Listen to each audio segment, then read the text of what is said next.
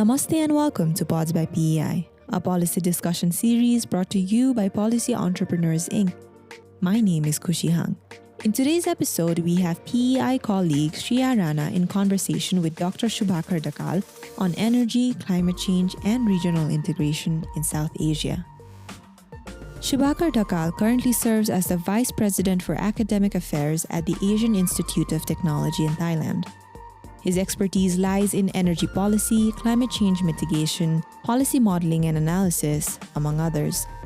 Dhakal has actively contributed to the international scientific community, serving as the coordinating lead author for the Nobel Prize-winning IPCC's fifth assessment report on human settlements, infrastructure, and spatial planning. He was also a member of the author group involved in developing the recent UNEP-led global scientific assessment titled Making Peace with Nature. Shobhakar and Shriya talk about South Asia's energy scenario. The two discuss current status of regional integration efforts to tackle climate change and the role of China and India in the region.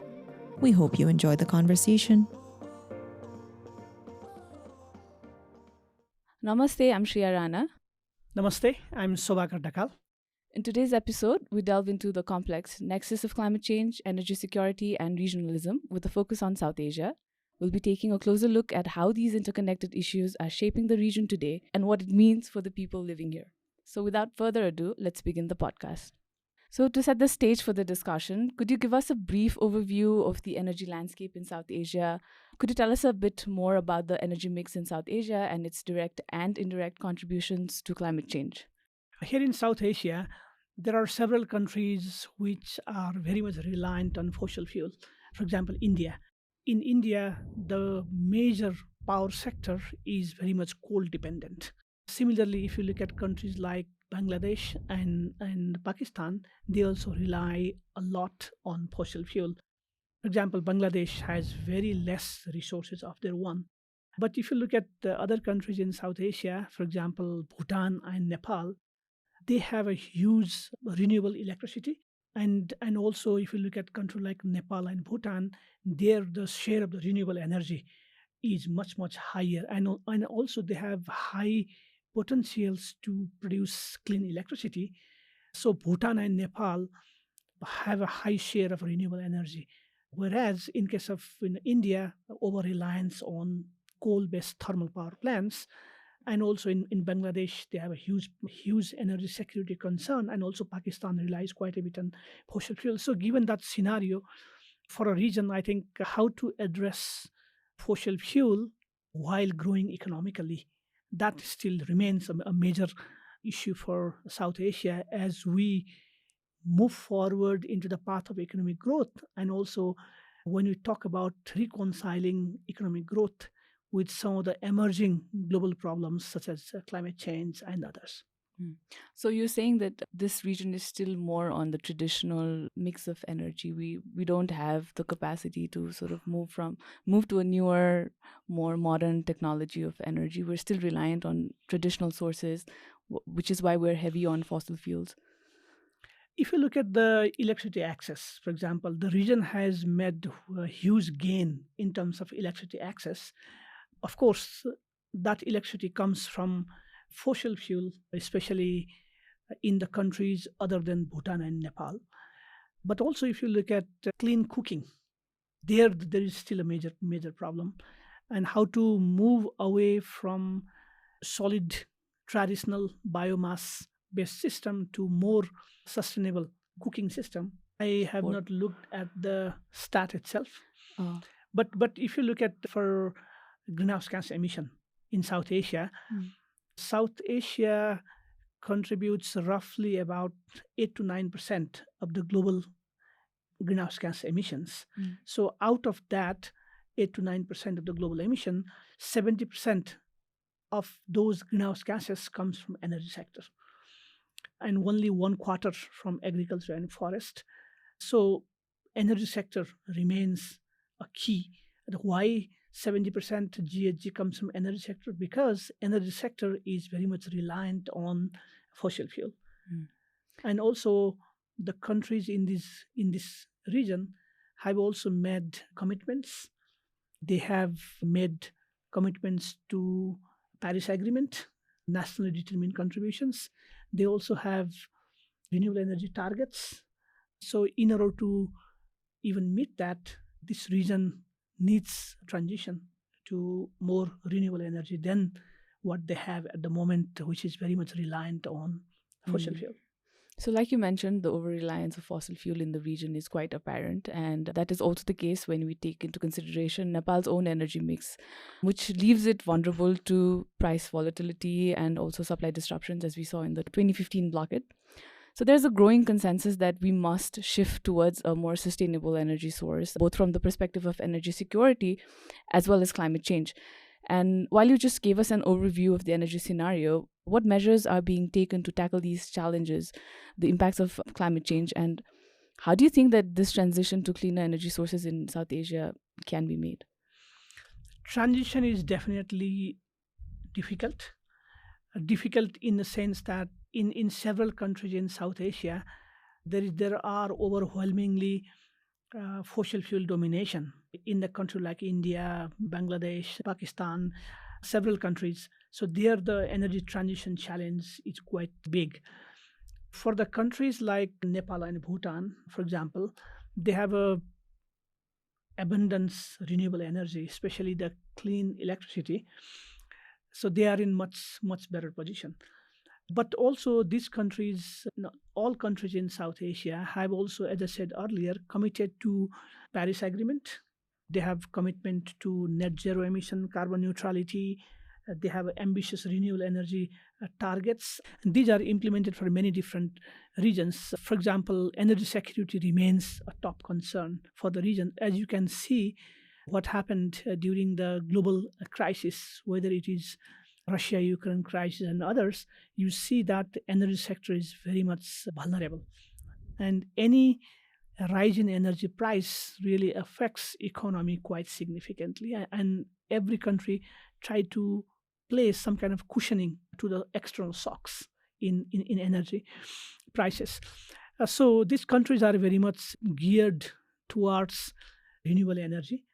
For example, in case of India, towards the late 2022, government of India unveiled quite an ambitious plan for 500 gigawatt installed capacity of renewable energy by 2030, which calls for a large investment. Actually, it calls for around 2.44 lakh crores, which also needs to upgrade the transmission system.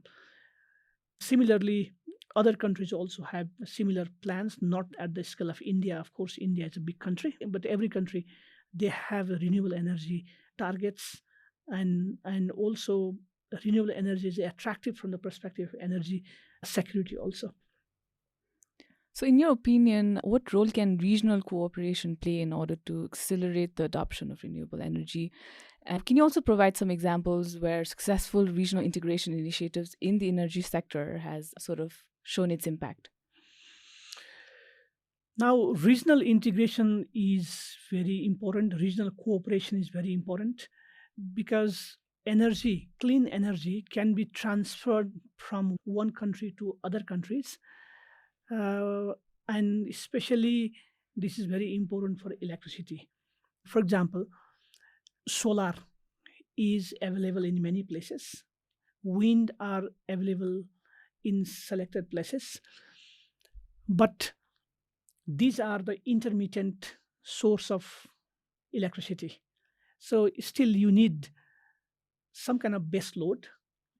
That base load renewable electricity is still an issue because the storage technology and storage prices coming down is still not to the level that we can make intermittent renewable energy moving forward. So in that case, regional cooperation in this region makes very strong sense because in the countries like Nepal and Bhutan, they have large hydropower potential and huge power surplus is possible from these countries. Whereas in the country like Bangladesh and India, particularly, they are fossil fuel based economy. But even though renewable and wind will be in the system, they are intermittent. So regional cooperation, especially For the Bhutan, Bangladesh, India, and Nepal, BBIN region, especially, is it's very, very important. And of course, we also know that we have South Asian Association for Regional Cooperation, SARC, but for many political, geopolitical reasons, SARC has not been very effective. And also, that is one key hindrance for South Asia as a region for energy integration at the moment, but still sub-regional level is still quite possible. If you look at examples from other region, the nearest to us is ASEAN, Association of Southeast Asian Nations. There are lots of integrations happening. Integration is happening on economic front. Integration is happening on energy cooperation and many other domains. They have framed up ASEAN Energy Integration Plan. They have plan for ASEAN Power Grid. They have a plan for Greater Mekong Sub-Regional energy integration plan. So there are many different things happening in ASEAN from which we can take a lesson. Of course, beyond the ASEAN also, there are lots of such energy integration, especially electricity integration plan. For example, Nord Pool, South Africa, and in Central Asia, there are lots of such power trading mechanism or energy integration plan in other regions. South Asia can learn from these experiences and see how we can make our energy system better and efficient, environmentally friendly, and economically competitive. So I do see a lot of opportunity in South Asia, especially for sub-regional level between at least for 4 countries, Bhutan, India, Nepal, and Bangladesh, and also even going up to Myanmar and linking up to Thailand. So these are real possibilities for us, and this integration can really help us. Certainly. And South Asia is particularly vulnerable to the impacts of climate change. There is the rising sea levels, changing monsoon patterns, and other extreme weather events. So, drawing from your experience in ASEAN, I want to connect its relevance to South Asia. So, from what you've observed, how can regional integration contribute to climate mitigation strategies in the face of these shared challenges? ASEAN has lots of good mechanisms and lots of integrations happening. Maybe it's not happening to the speed that we want or we expect, but a lot of things are happening compared to South Asia.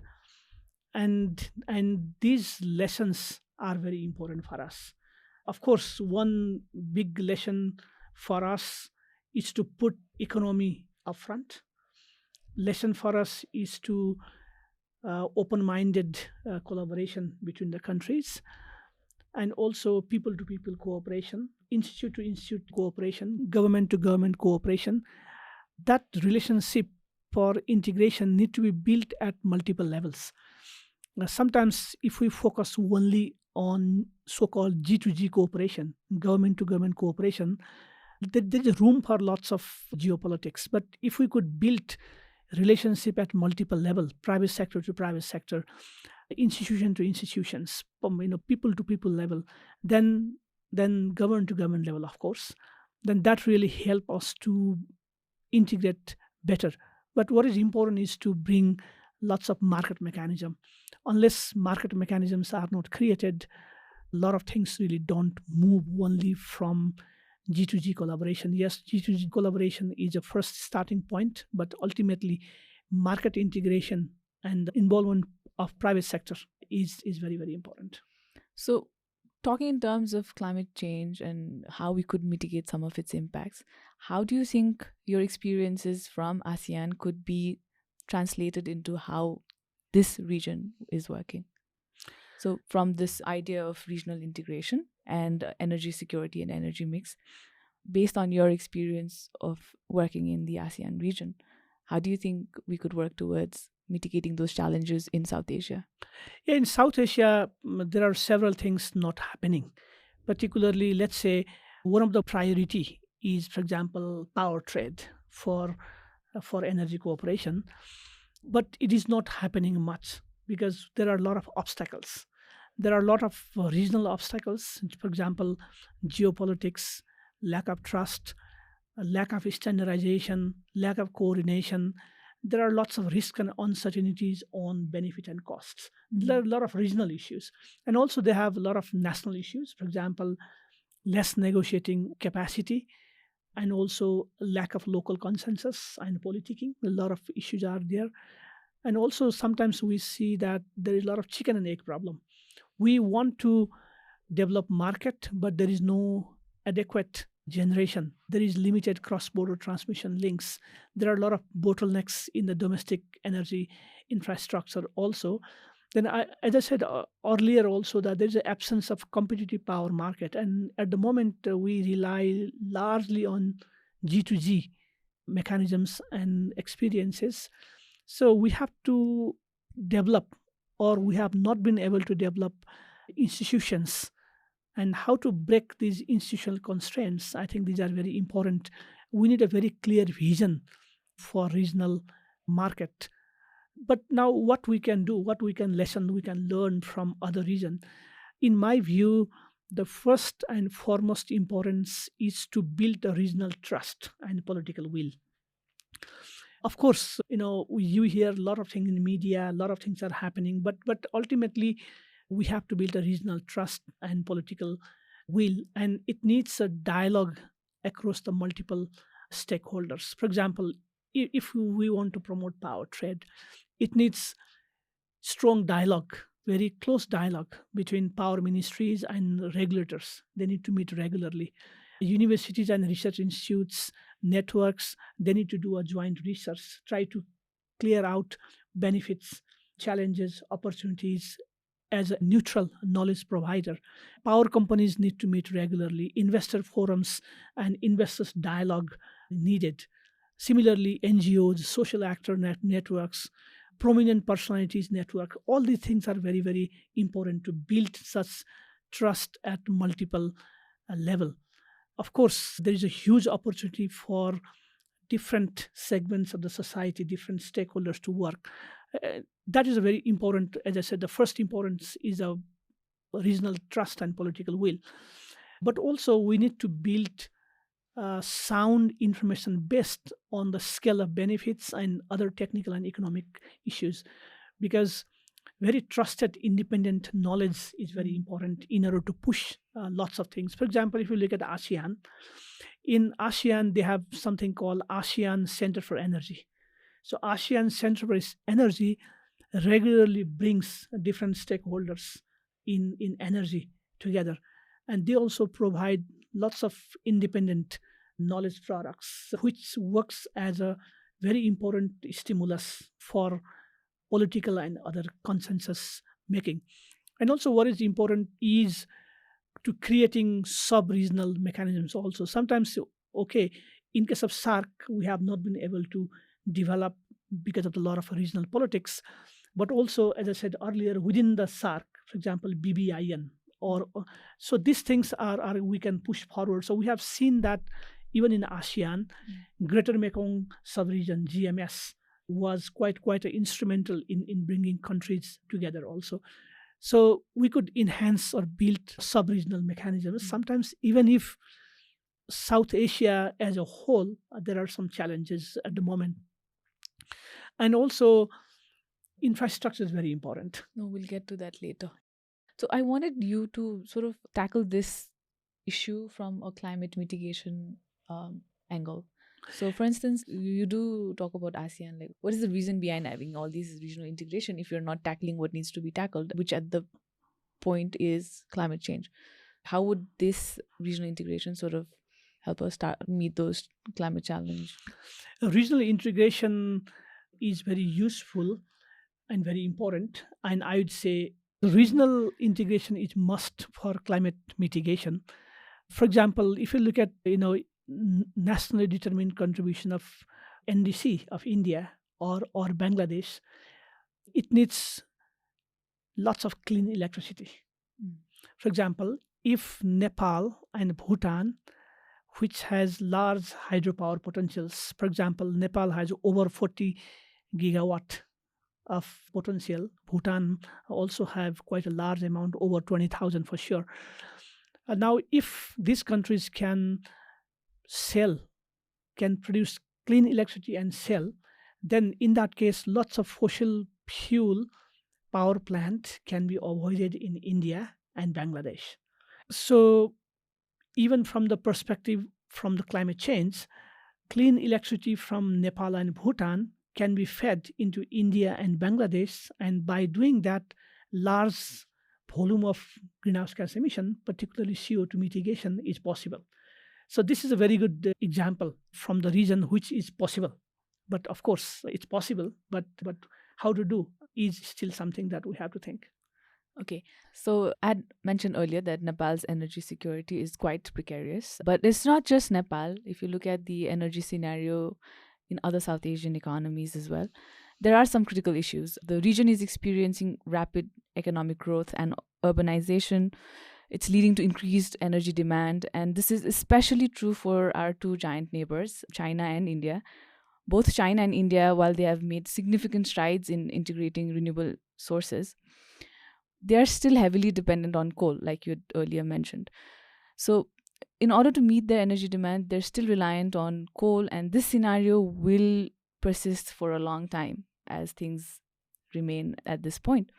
So, how can the emerging economies of South Asia balance their energy needs and aspirations, at the same time also adhere to their climate commitments? Where do you see the balance? Balance need to be met. And I'm not saying this is something easy, but the climate challenge is quite a big challenge, and we must do it. And there are technologies which are rapidly developing. For example, we have seen in last few decades the cost of several renewable energy technologies, they have reduced quite significantly, and also the technology has improved a lot. And if you look at some of the projections for the future, the prices are going to go down, and also the technological performance is going to increase. So I do see a lot of potentials from technology. But as you said, again, is that we have to do transition from the current energy structure to the new kind of economy. In order to do that, regional cooperation is very, very important. So basically, what we're trying to tackle is this need for economies, especially in South Asia, to grow, which means that they are still heavily reliant on certain mixes of energy that is not the best when we take into consideration climate change and its impacts. On the other hand, they also have these climate commitments that they've already adhered to.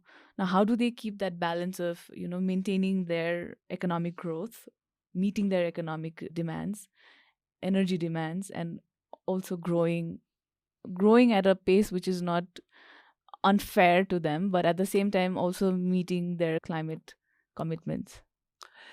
Yeah, in countries in South Asia, definitely they need to grow.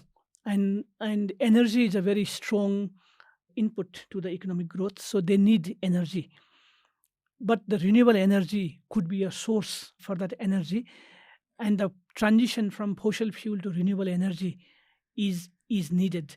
Now, in order to do that, as I said earlier, that the price and performance of the renewable energy technologies are coming down. With more and more implementation, we expect them to come down further. Now, how to make a smooth transition from fossil-based economy to the renewable sector economy, it needs a lot of work. It needs to create level playing field by the policymakers. It needs to play a role of investment by the public and private investors. And also it needs a lot of breaking, a lot of barriers. Some of the barriers are structural barriers, some of the barriers are market barriers, some of the barriers are knowledge barriers. We have to break all these barriers. I'm not saying that this is easy, but I think every country, if you look at the country in South Asia, they have charted out pathways on how to reach to their NDC goal. Now, that pathways are different for different countries. For example, in Nepal, in order to meet the net zero emission target of 2045, quite an ambitious plan of Nepal, Nepal is aiming for moving from fossil fuel based transport to the electric transport. Nepal is aiming to move from LPG and fossil best cooking to the electric cooking, because electricity can come from clean electricity, which is hydro. And also, Nepal is aiming to increase forest cover so that the carbon sequestration can happen. So, similarly, in other countries also, they are making a plan. Now, the question is that how to accelerate this transition? How to accelerate transition? Now, this requires policy facilitation, requires technology diffusion, and it requires investment. It requires creation of awareness. So, a set of different things would be needed, and there are no silver bullets. We have to work on it. We have to work as a package, and we have to put more efforts. We have to scale up best practice technologies, and then we have to move away from fossil based economy to the clean economy. And also, we need to tap economic opportunities created by the clean technologies, job creation opportunities, new kind of economy frontiers countries can explore. So what I'm trying to say is that you have to put many things together, and there are no silver bullets. And those really depends on the country's one situation, their one economic and resource landscape. Could you add a bit more on China and India, because they are the biggest polluters in the region and their economic activity is not going to stop anytime soon. So in a way to substantiate what's happening in South Asia in terms of development and urbanization, and if you were to use these two countries as examples, how would you suggest that China and India move forward to meet their energy demands, but at the same time also meet their climate commitments? So just wanted to bring out these two countries because this is like their turf. So it's China and India. So it's not that they're going to stop just because they have climate commitments and they're not going to use coal, because they will still be using that. Yeah, if you look at emission, China is the largest emitter.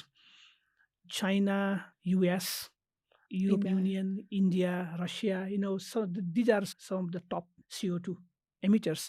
But this country do have their plans and are trying to move away from fossil fuel-based energy system and coal-based power system to more and more renewable energy system. So in their NDCs, they have spelled out a range of things, and these things requires a lot of technological push. These things require a lot of investment prioritization, and this needs strong policy effort. And one area that, for example, China has used in recent year, which I would say India has yet to do, is the carbon pricing. China has experimented with the cap and trade system in different cities and provinces. Now, China is working with, it's kind of implemented nationwide cap and trade system. In India, still the carbon pricing, which is an economy-wide instrument, is still not there. Of course, carbon pricing might have happened in the form of some other way. For example, or from achieve and trade, a PAC mechanism for energy efficiency improvement in India.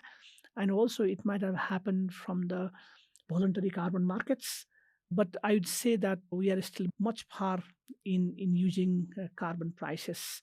But of course, imposing carbon price or thinking about it is something very important and serious also, because after all, if we put the carbon price, whether through the cap and trade mechanism or carbon tax, the price has to be passed on to someone. So that might have implications. And if you look at Southeast Asia, Singapore is the first country in Southeast Asia to impose carbon tax.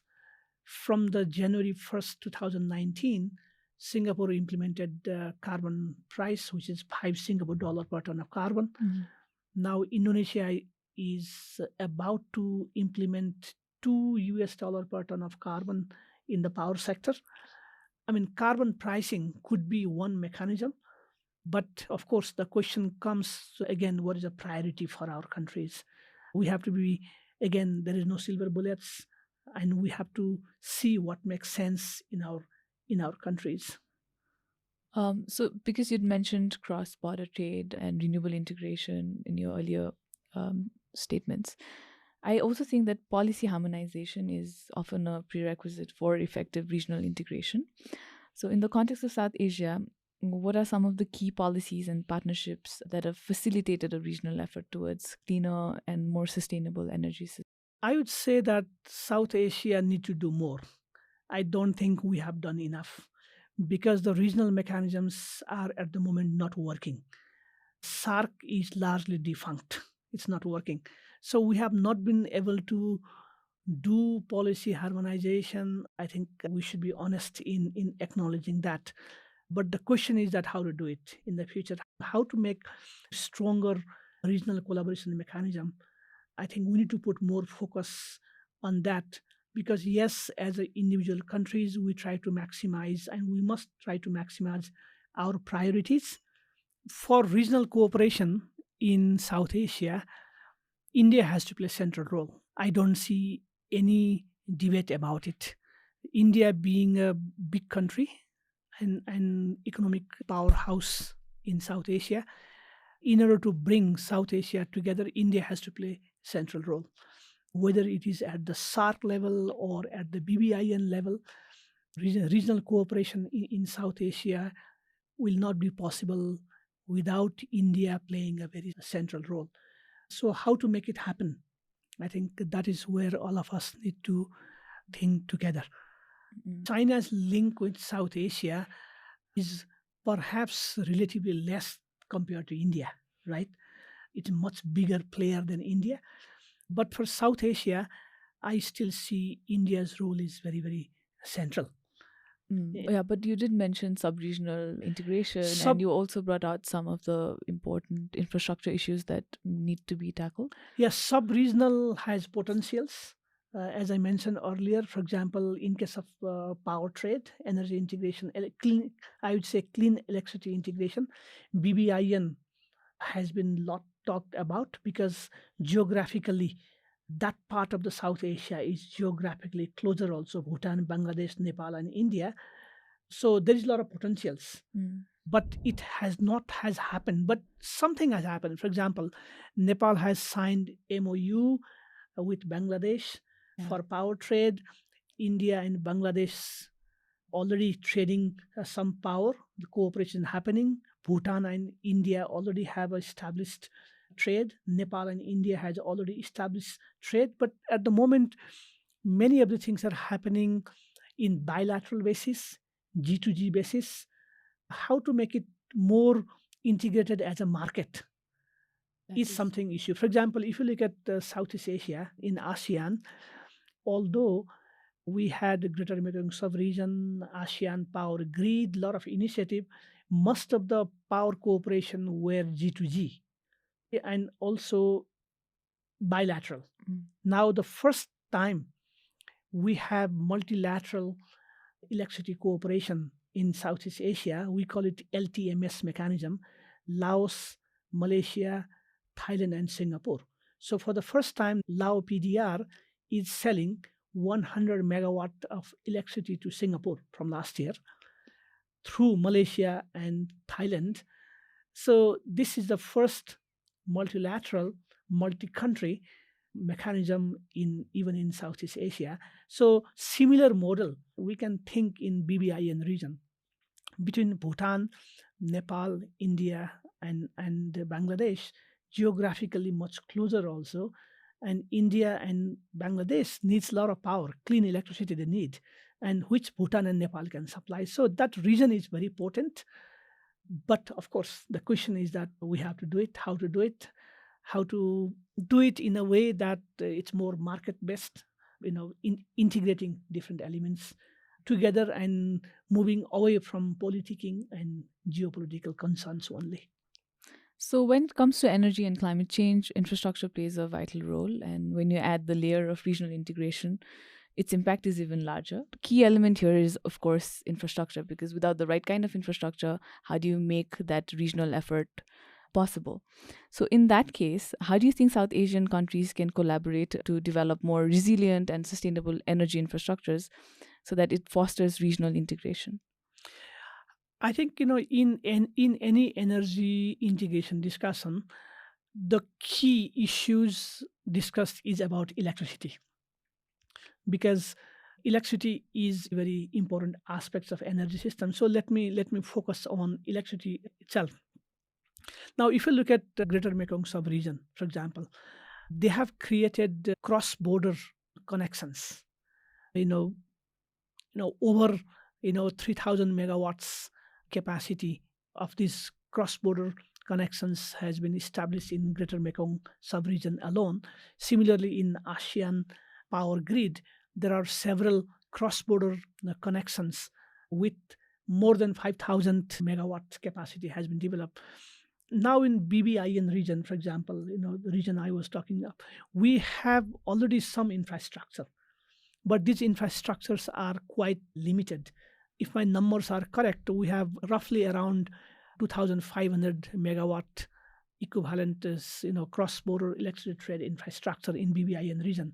That includes India to Bangladesh, India to Nepal, and Bhutan to India. Now, how to improve this infrastructure? For example, if we want to bring clean electricity from Bhutan and Nepal to India and Bangladesh, after all, we need to build the transmission lines, right? So how to build these transmission lines without creating market, without some confidence in the market? People are hesitant to build infrastructure, and without infrastructure, again, generation side may not want to invest in generation.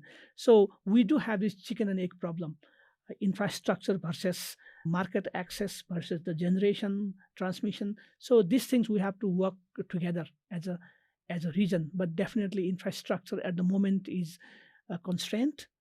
As we want to integrate more and more, we have to give a due consideration to the infrastructure. If we really want to build integrated power system in South Asia or the sub-region like BBIN, we have to put quite a strong focus on transmission infrastructure also, and not only on generation. So we need to work on several fronts, as I mentioned earlier, on generation side, transmission infrastructure, in terms of policy harmonization, even things like grid codes, and lots of other market regulatory and the issues that creates level playing field fairly among the market proponents.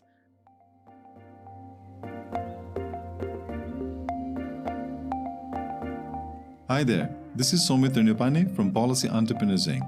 We hope you're enjoying Pods by PEI.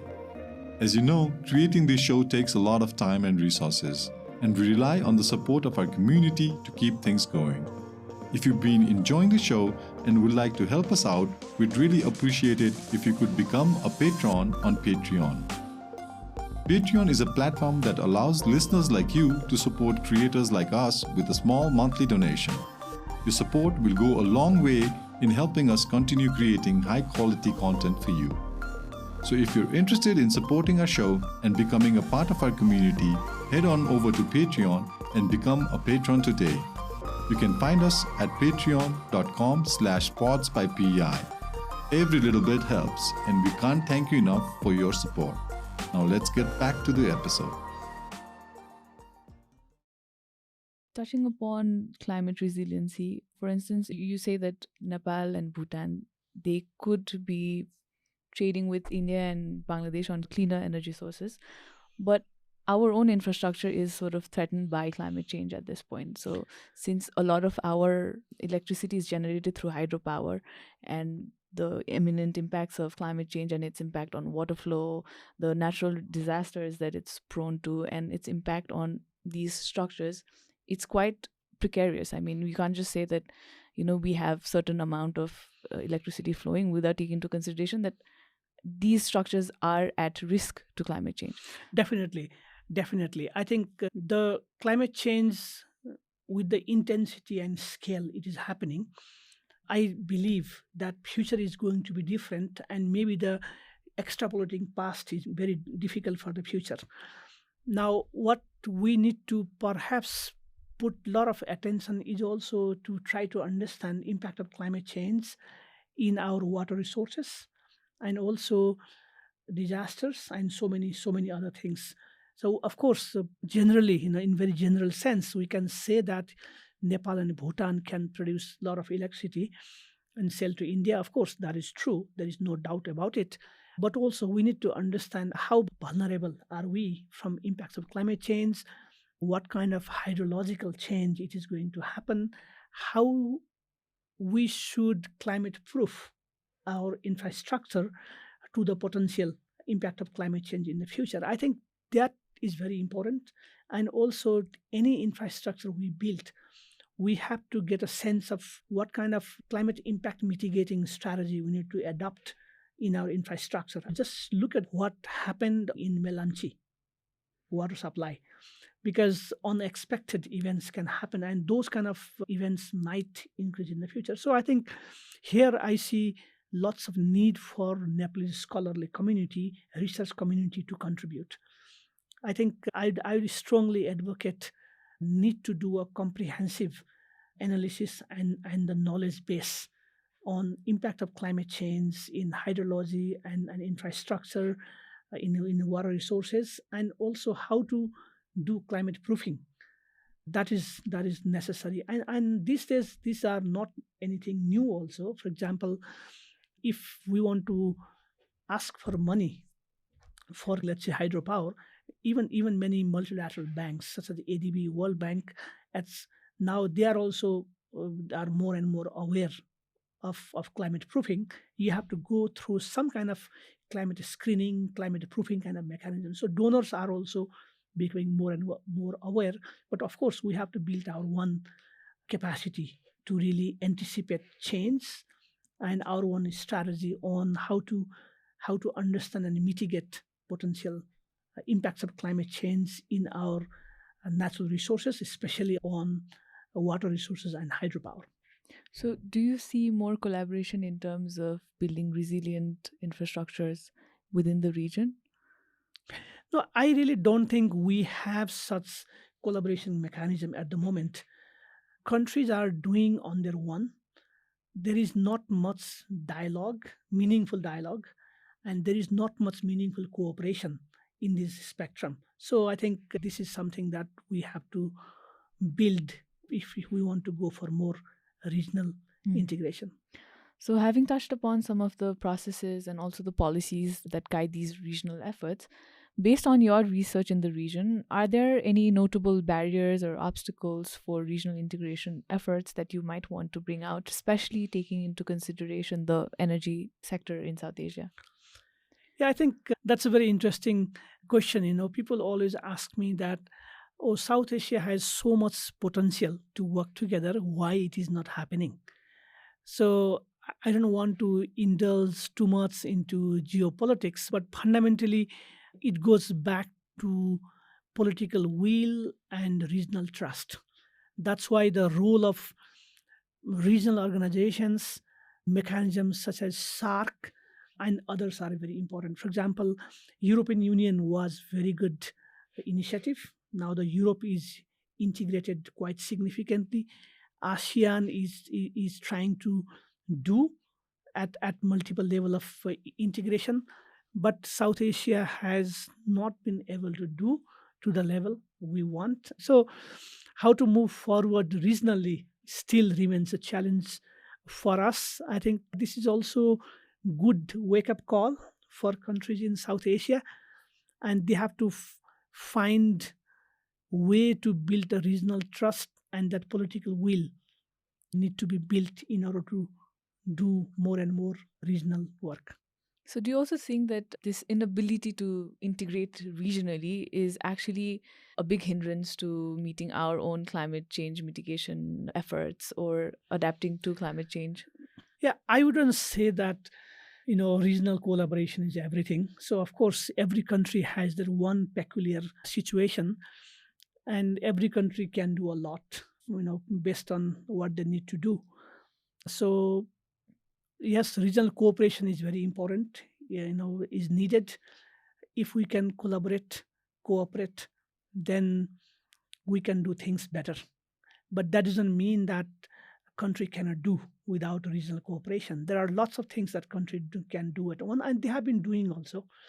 If you look at the renewable energy target of the countries, if you look at nationally determined contribution NDCs. If you look at countries, net zero targets, so countries do have plan, and in their plan, there are some elements of regional cooperation is needed, but we should not put everything on the shoulder of regional cooperation. Also, of course, we need regional cooperation, but country ultimately need to do on their own. Now, drawing from the arguments you've made earlier, I think that climate finance is key. So, Professor Dhakal, coming from this framework of climate justice, accessing climate finance is a crucial first step towards mitigating climate change impacts for much of the developing South Asian economies. What are some of the climate financing mechanisms or options which are available to the countries in South Asia or developing countries as a whole? And also bringing forward the global South's narrative on climate change. How can international organizations and developed countries support these developing nations in mitigating climate change impact? Now, climate finance is very important. If you look at very fundamentals of United Nations Framework Convention on Climate Change, there are several so-called means of implementation: climate finance, technology transfer, and capacity building. These three are very important aspects. And now, while the definition of climate finance is sometimes could be multiple, but climate finance is very important because we are saying that we need to move to 1.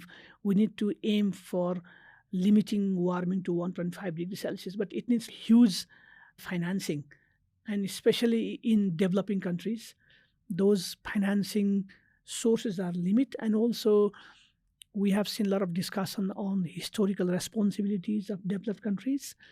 And since the Copenhagen COP meeting of UNFCCC, developed countries have committed to 100 billion US dollar per year from 2020 onwards.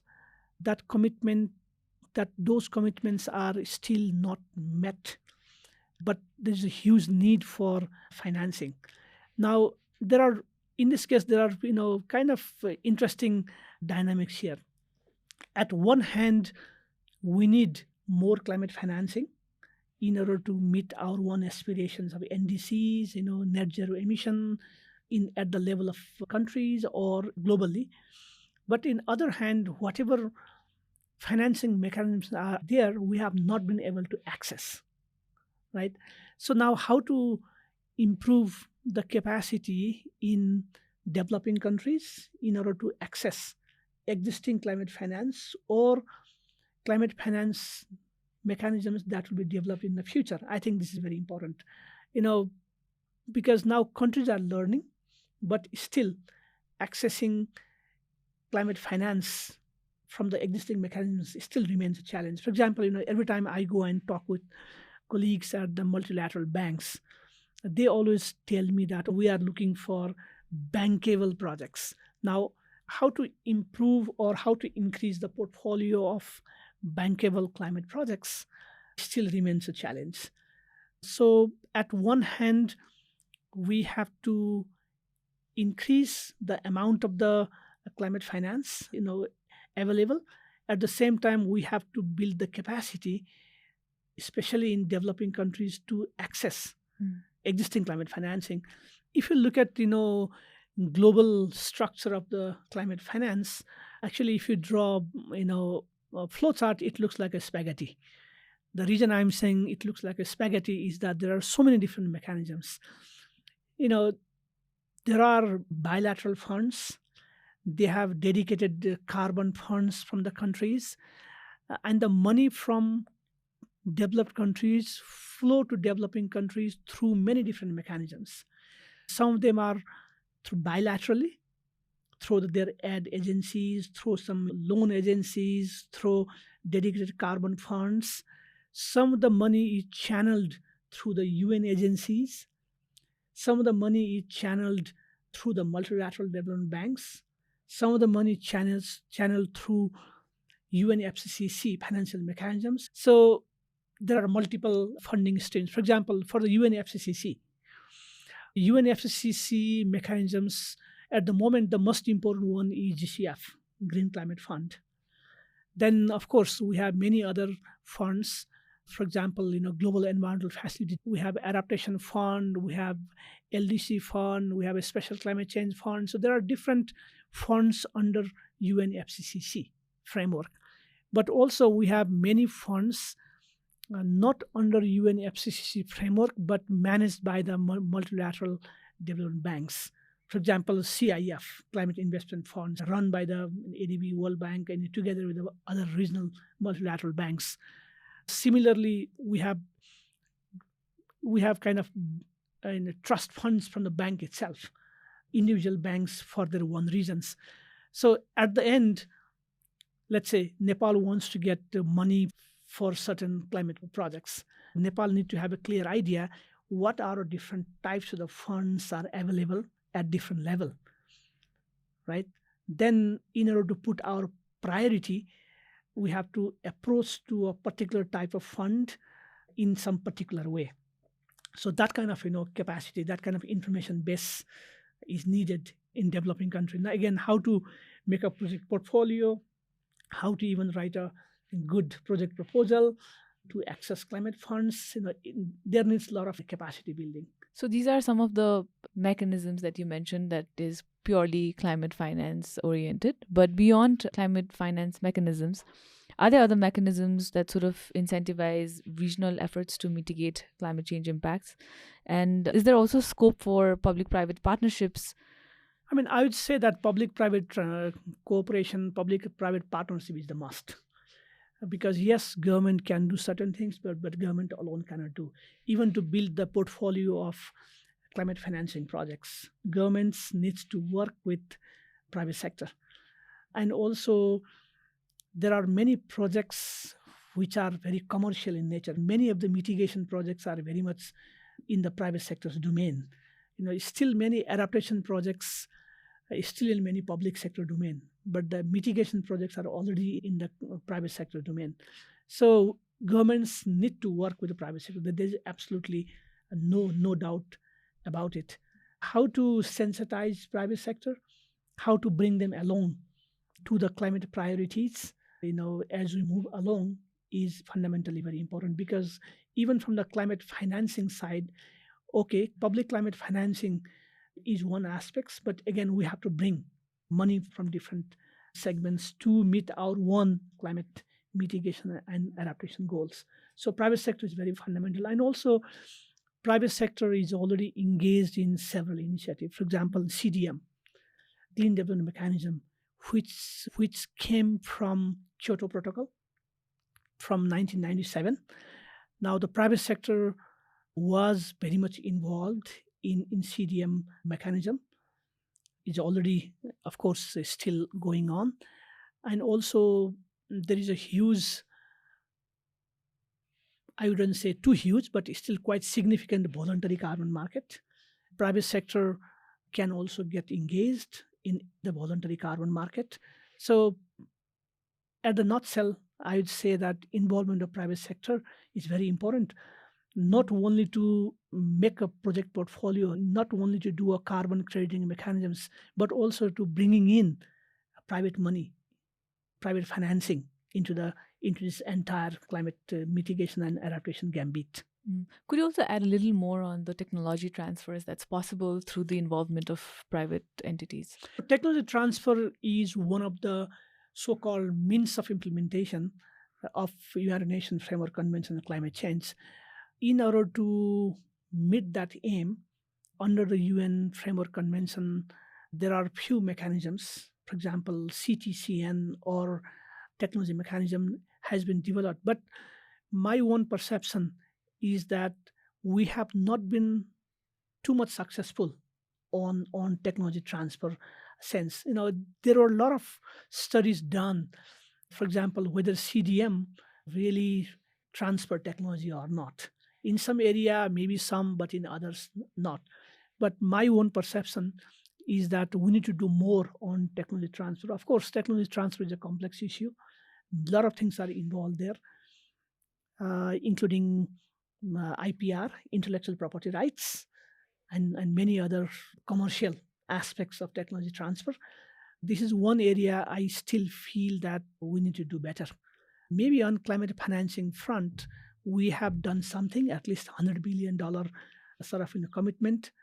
But I would like to see stronger mechanism on technology transfer.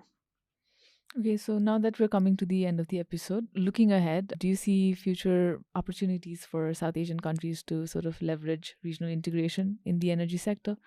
And will it be a more sustainable, low carbon future that you see in the future? I'm very optimistic, Shreya, because it's not a question of we should, but we must.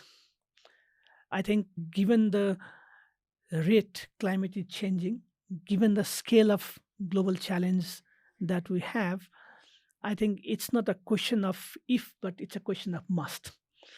And regional cooperation, regional collaboration on multiple fronts, creating market for the clean energy, working together, policy harmonization, climate financing, technology transfer, these things are really necessary. So if we can't collaborate regionally and globally, then simply we can't meet our objectives to limiting warming to a reasonable level to reduce dangerous anthropogenic interference to the climate system. So I think I would say it's not a question of whether we can, but it's a question of we must. Thank you so much, Professor, for making time and talking about this very important topic. Are there any last minute notes that you'd like to leave for our listeners? Sometimes, many people feel that climate agenda is just a leisurely agenda. Let me emphasize it's not. Science has been very clear and loud that we can't wait to ruin our planet. Science has been very clear that the cost of inaction is very high compared to cost of action. Of course, those costs are distributed in different ways in different geographical locations. That's why we have a difficulty to work together sometimes. But I think these are real problems. We have real challenges, and we can't let climate change overtake us. We have serious sustainability issue here. So I think I'd only say that we need to work together. Thank you so much. Thank you. Pleasure to share my thoughts. And with that, it's a wrap.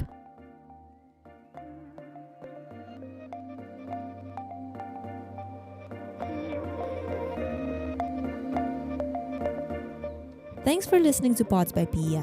I hope you enjoyed Shriya's conversation with Dr. Shobhakar Dhakal on energy, climate change, and regional integration in South Asia. Today's episode was produced by Nirjan Rai with support from Ridesh Sapkota, Sonia Jimmy, and me, Kushihan. The episode was edited by Ridesh Sapkota. Our theme music is courtesy of Rohit Shakya from Zindabad. If you liked today's episode, please subscribe to our podcast. Also, please do us a favor by sharing us on social media and leaving a review on Spotify, Apple Podcasts, Google Podcasts, or wherever you listen to the show. For PEI's video-related content, please search for Policy Entrepreneurs on YouTube.